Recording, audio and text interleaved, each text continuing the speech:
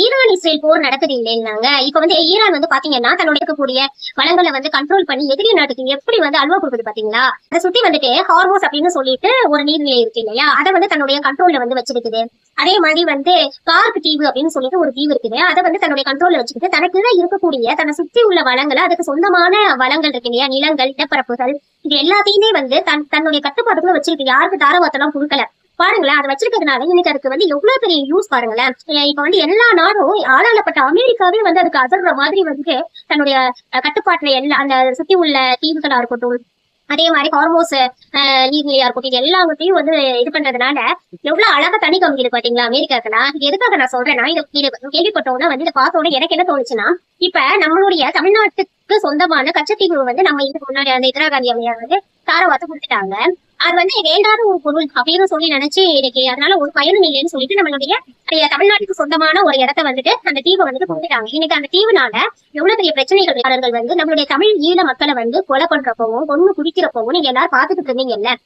அப்ப கூட வந்துட்டு நீங்க யாரிடமைக்கு வந்துட்டு என்ன பயப்படுறது. இப்ப ஈரான் இருக்குன்னா ஆளாளப்பட்ட அமெரிக்காவுக்கு இது பயப்பில்லைங்க. தன்னுடைய வளங்களை பத்திரப்படுத்தி வைக்கிறதுனால நீங்க எல்லாம் ஒரு இலங்கை மூன்று குட்டி நாடு தானே, அந்த நாடுக்கு பயந்து நம்மளுடைய மக்கள் செத்து கிடந்தாங்க. இப்ப எனக்கு ஈரான் ரொம்ப பிடிச்சிருக்கு. ஏன்னு கேளுங்களேன், அவங்க வந்து ஒரு இடத்துல வந்து என்ன சொன்னாங்கன்னா, இஸ்ரேல் வந்து என்ன சொல்லுச்சுன்னா, பாலஸ்தீன மக்கள் இருக்காங்க இல்லையா, அவங்கள சிறை கைதியா இருக்கவங்கள நாங்க கொன்றுவோம், நீ வந்து ஏதாச்சும் வந்து தாக்குதல் நடத்தணும் அப்படின்னு சொல்லுச்சு. அதுக்கு வந்து ஈரான்காரங்க என்ன தெரியுமா சொன்னாங்க, நீ அங்க கொன்னீங்கன்னா இங்க வந்து உன்னுடைய ஆட்கள் தான் எங்கிட்ட சிறையில இருக்காங்க, அமெரிக்க ஆட்களும் சரி இஸ்ரேல் ஆட்களும் சரி, அவங்கள நான் போட்டு தள்ளிடுவேன் அப்படின்னு ஒரு போர் போட்டாங்க. அதனால பாலஸ்தீன் கைதிகளை வந்து அவங்க வந்து எதுவுமே பண்ண கிடையாது.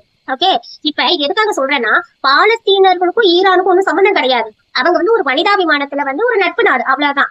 அவங்களுக்கே அவங்க வந்து உதவி செய்யணும்னு நினைக்கிறாங்க. அங்க நீ கை வச்சா இங்க நான் ஆளை அடிப்பேன்னு சொல்றாங்க. ஆனா நீங்க எல்லாரும் இதே தமிழ்நாட்டுல இந்தியால இருக்கக்கூடிய நீங்க எல்லாரும் நம்மளுடைய மக்கள் வந்து இங்க சுத்திட்டு இருந்தாங்க இல்லையா, அப்ப நம்ம மக்களுக்கு உதவி செய்யாம தன் இன மக்கள், எங்களுடைய இன மக்களுக்கு நீங்க உதவி செய்யாம அந்த ஸ்ரீலங்காக்காரனுக்கு வந்து உதவி செஞ்சுட்டு இருந்தீங்களா இல்லையா.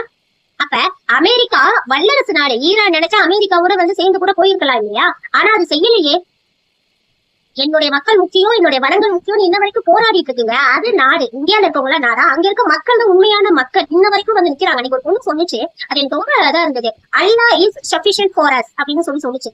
எங்களுக்கு அல்லா இருக்கார், அவர் ஒருத்தர் போதும் உலகத்துல அப்படின்னு சொல்லி சொன்னதுங்க. நீங்க எல்லாரும் எப்படி சாகடிச்சுட்டு வேடிக்கை பாத்தீங்கன்னா, அப்படி சாகடிச்ச டிஎம்கேக்கு இன்ன வரைக்கும் காங்கிரஸுக்கும் வந்து சப்போர்ட் பண்ணி இன்ன வரைக்கும் வந்து அவங்களுக்கு ஓட்டு போட்டு அவங்களை ஜெயிக்க வச்சுட்டு இருக்கீங்க இல்லையா. என்ன சொல்றதுனே தெரியலங்க.